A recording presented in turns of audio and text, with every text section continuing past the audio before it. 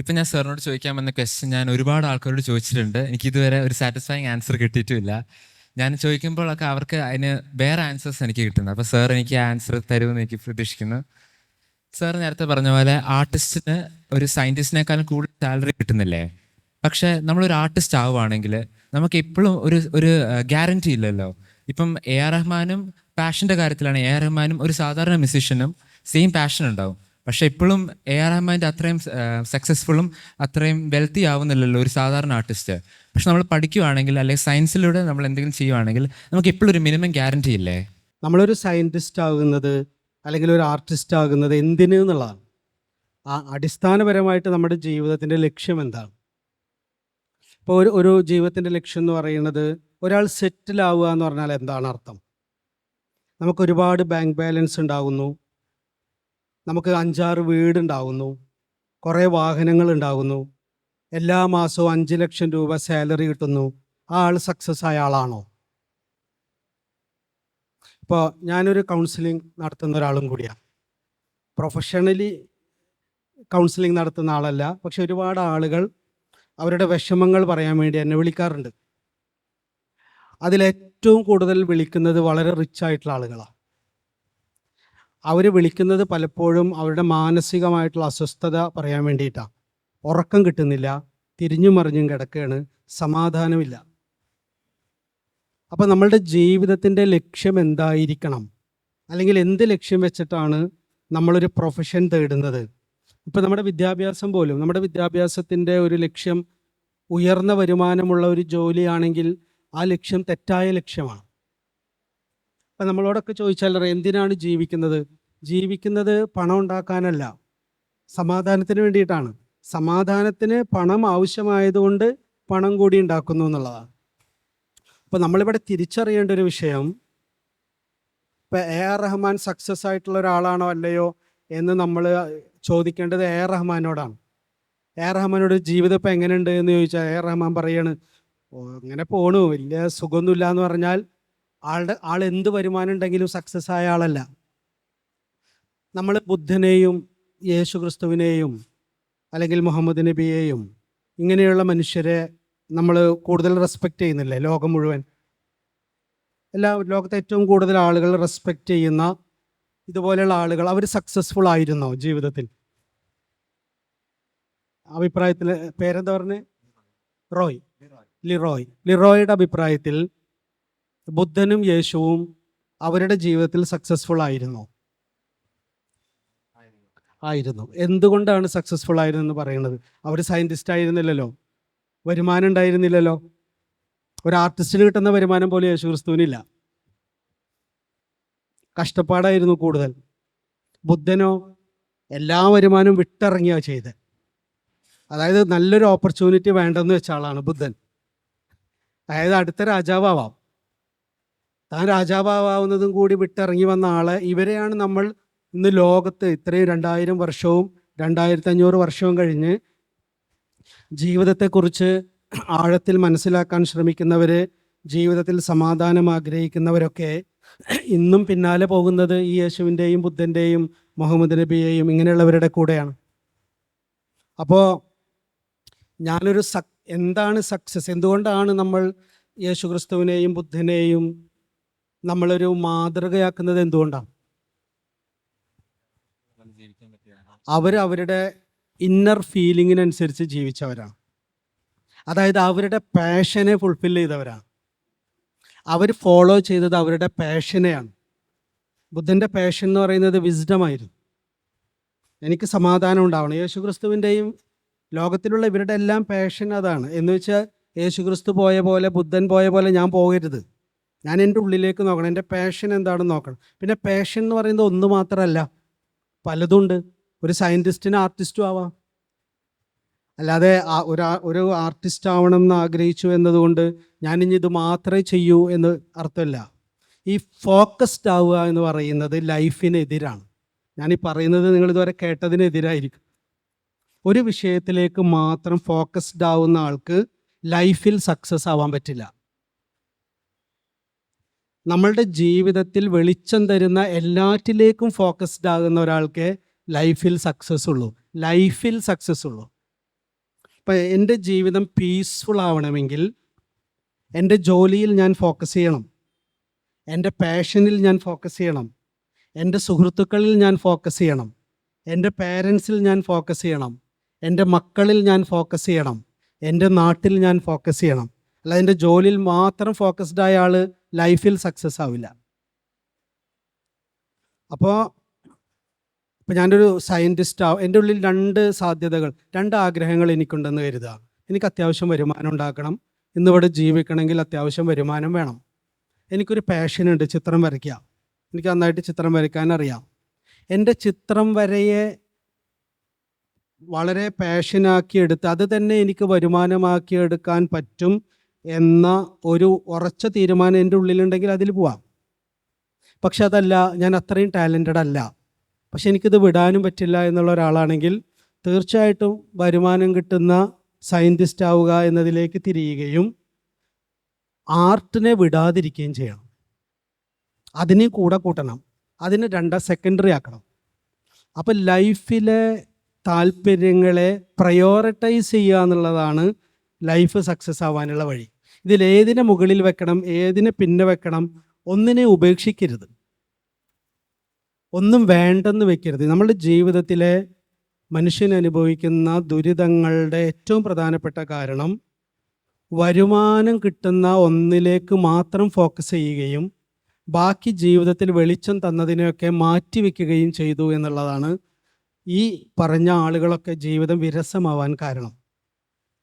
നമ്മൾ കുഞ്ഞുനാൾ മുതൽ വളർന്നു വരുമ്പോൾ നമുക്ക് സന്തോഷം തന്നിട്ടുള്ള കാര്യങ്ങൾ എന്തൊക്കെയാണോ അതിനെ ഒന്നും നമ്മൾ വിടരുത്. പാട്ട് പാടാൻ കഴിഞ്ഞിട്ടുണ്ടെങ്കിൽ, ഡാൻസ് ചെയ്യാൻ കഴിഞ്ഞിട്ടുണ്ടെങ്കിൽ, ചിത്രം വരയ്ക്കാൻ കഴിഞ്ഞിട്ടുണ്ടെങ്കിൽ, യാത്ര പോകാൻ കഴിഞ്ഞിട്ടുണ്ടെങ്കിൽ, കൂട്ടുകാരുടെ കൂടെ ഇരുന്ന് വർത്തമാനം പറയുന്നത്, ഇതൊക്കെ ചിത്രം വരയ്ക്കുന്നത്, ഇതെല്ലാം നമ്മളൊരു നല്ലൊരു ഉയർന്ന പൊസിഷനിലേക്ക് പോകുമ്പോൾ ഉപേക്ഷിക്കരുത്. എല്ലാറ്റിനെയും നമ്മളവിടെ നിലനിർത്തണം, ടച്ച് ചെയ്ത് പോകണം. കാരണം ഒരിക്കൽ നമ്മൾക്ക് സമാധാനം നൽകിയ ഒരു മൂല്യത്തെ നമ്മൾ അവഗണിച്ചാൽ അത് നമ്മളുടെ കോൺഷ്യസ്നെസ്സിൽ ഇരുന്ന് നമ്മളെ അസ്വസ്ഥപ്പെടുത്തിക്കൊണ്ടിരിക്കും. എന്നൊന്ന് തൊടൂ എന്ന് പറഞ്ഞിട്ട്. അപ്പോൾ ഈ പ്രയോറിറ്റൈസ് ചെയ്യുക എന്ന് പറയുന്നതാണ് നമ്മൾ ചെയ്യേണ്ടത്. ഏതിന് പ്രയോറിറ്റി കൊടുക്കണം, ഒന്നും ഉപേക്ഷിക്കുകയല്ല. ഇപ്പോൾ എൻ്റെ മുമ്പിൽ രണ്ട് സാധ്യത. ഞാൻ നന്നായി ചിത്രം വരയ്ക്കുന്നു, ഞാനൊരു ആർട്ടിസ്റ്റ് ആവണം. ഇപ്പുറത്ത് ഞാൻ സയൻസ് എനിക്ക് നന്നായിട്ട് അറിയാം, എനിക്ക് സയൻറ്റിസ്റ്റ് ആവണം. ഇങ്ങനെ രണ്ട് ഓപ്ഷൻ എൻ്റെ മുൻപിൽ വന്നാൽ ഞാൻ എന്നോട് ആത്മാർത്ഥമായിട്ട് ചോദിക്കണം, ഇതിലേതിലൂടെ പോയാലാണ് എനിക്ക് കൂടുതൽ ലൈഫിൽ വെളിച്ചം കിട്ടുക? ഇതിൽ ഏതെങ്കിലും ഒന്നിൻ്റെ കൂടെ പോവുകയല്ല വേണ്ടത്, ഇതിലേതിന് പ്രയോറിറ്റി കൊടുക്കണമെന്ന് തീരുമാനിക്കുക വേണ്ടത്. അപ്പോൾ എനിക്ക് സയൻറ്റിസ്റ്റ് ആവണമെന്ന് പറഞ്ഞാൽ ആർട്ടിനെ തള്ളിക്കളയല്ല വേണ്ടത്, അതവിടെ വെക്കണം. ഇതിന് കുറച്ച് പ്രയോറിറ്റി കൊടുത്ത് അപ്പോൾ നമ്മുടെ ലൈഫ് കുറച്ചും കൂടി ഈസി ആവും. കാരണം നമ്മൾ നമ്മുടെ ലൈഫിന് ഈസിനെസ് ഉണ്ടാവാനാണ് എല്ലാം ചെയ്യുന്നത്. നമ്മളുടെ ഉള്ളിൽ വെളിച്ചം നൽകിയ ഒന്നിനെ ഉപേക്ഷിച്ചാൽ നമ്മളുടെ ഈസിനെസ് നഷ്ടപ്പെടും, നമുക്ക് ഡിസീസ് ഉണ്ടാവും. ഡിസീസ് എന്ന് പറയുന്ന വാക്കിൻ്റെ അർത്ഥം ഈസിനെസ് നഷ്ടപ്പെടുന്ന അവസ്ഥ എന്നാണ്. ഡിസ്ഈസ് എന്ന് പറഞ്ഞാൽ ഈസിനെസ് നഷ്ടപ്പെട്ട അവസ്ഥയ്ക്ക് പറയുന്ന പേരാണ് ഡിസീസ്. ഡിസീസിൻ്റെ ലക്ഷണം നമ്മൾ റെസ്റ്റ്ലെസ് ആവും. അപ്പം നമ്മൾ അസ്വസ്ഥരായിട്ടിരിക്കുമ്പോൾ നമ്മൾ രോഗിയാണെന്ന് തിരിച്ചറിയണം. അപ്പം നമ്മൾ ലൈഫിൽ മനസ്സിലാക്കേണ്ടത് എന്തെങ്കിലും വിട്ടിട്ട് എന്തിനെങ്കിലും പിടിക്കുക എന്നുള്ളതല്ല. എനിക്ക് സന്തോഷം നൽകിയിട്ടുള്ള എൻ്റെ പാഷനായിട്ടിരിക്കുന്ന ലോകങ്ങളിൽ നിന്ന് ഏതിന് പ്രയോറിറ്റി കൊടുക്കണമെന്ന് തീരുമാനിച്ചാൽ മതി, ബാക്കി ഒന്നിനും ഉപേക്ഷിക്കുകയും ചെയ്യരുത്. ഇല്ലാത്തൊരു പാഷൻ ഒരിക്കലും നമ്മുടെ ജീവിതത്തിൻ്റെ വരുമാന മാർഗമായിട്ട് എടുക്കുകയും ചെയ്യും. സയൻസ് ഒരു പാഷനാണ്, അല്ലാതെ പാഷൻ എന്ന് പറഞ്ഞു കഴിഞ്ഞാൽ ആർട്ട് മാത്രമല്ല, സയൻസ് ഒരു ആർട്ടാണ്. ലോകത്തിലെ ഏറ്റവും വലിയ ഫിലോസഫി ഉണ്ടായിട്ടുള്ളത് ഫിസിക്സിൽ നിന്നാണ്. ഫിസിസിസ്റ്റുകളാണ്. ഇപ്പോൾ ഗുരുനിത്യ അവസാന കാലത്ത് ഫിസിക്സ് വളരെ ആഴത്തിൽ പഠിക്കുമായിരുന്നു. കാരണം നല്ലൊരു ഫിലോസഫർ നന്നായിട്ട് ഫിസിക്സ് അറിയുന്ന ആളായിരിക്കണം.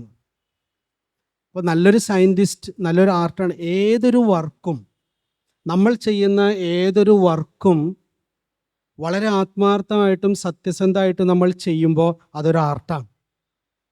ആർട്ട് എന്ന് പറയുന്നത് നമ്മൾ ചെയ്യുന്നത് വേ ഓഫ് ഡൂയിങ് തിങ്സ് എന്നുള്ളതാണ്.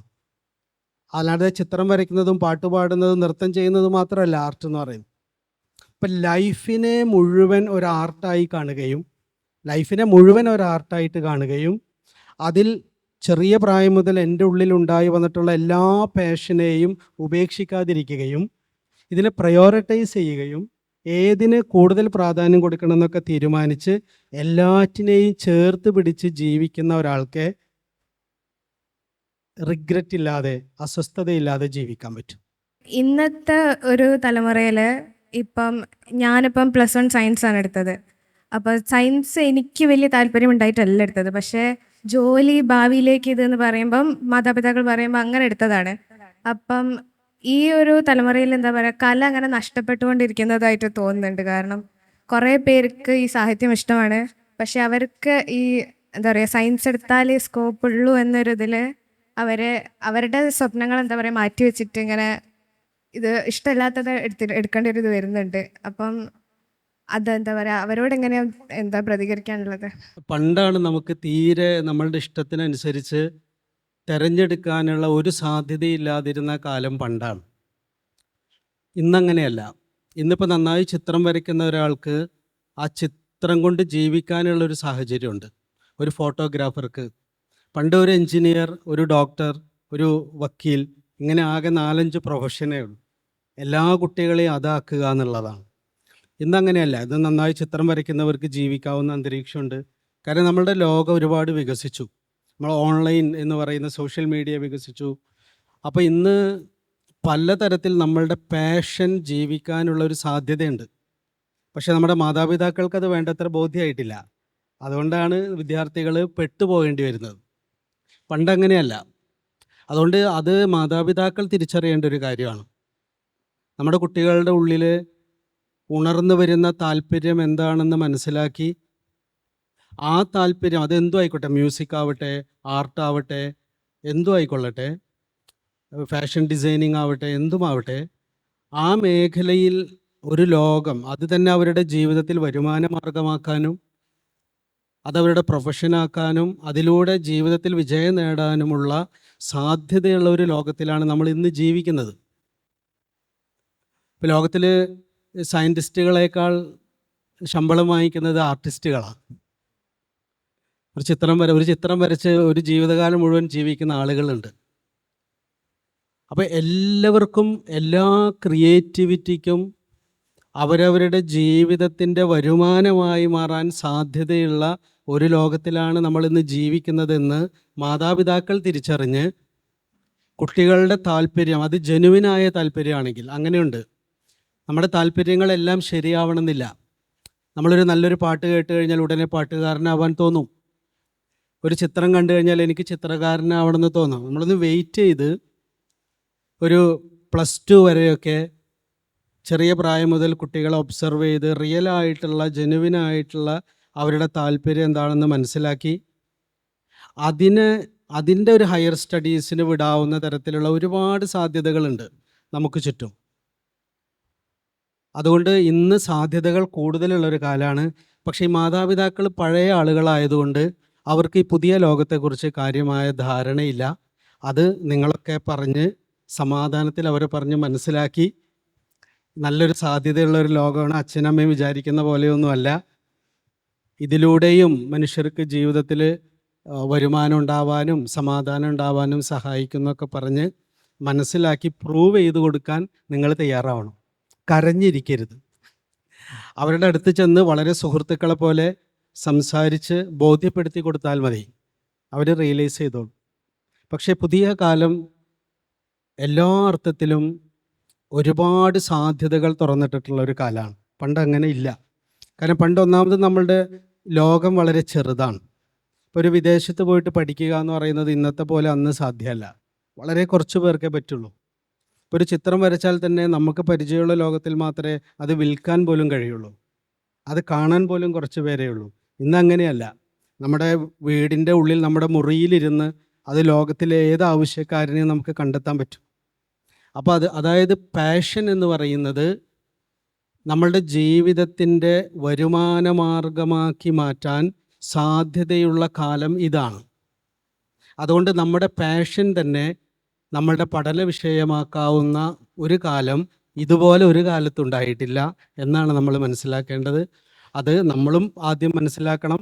പിന്നെ നമ്മളുടെ മാതാപിതാക്കളെ ബോധ്യപ്പെടുത്താനും നമ്മൾക്ക് കഴിയണം.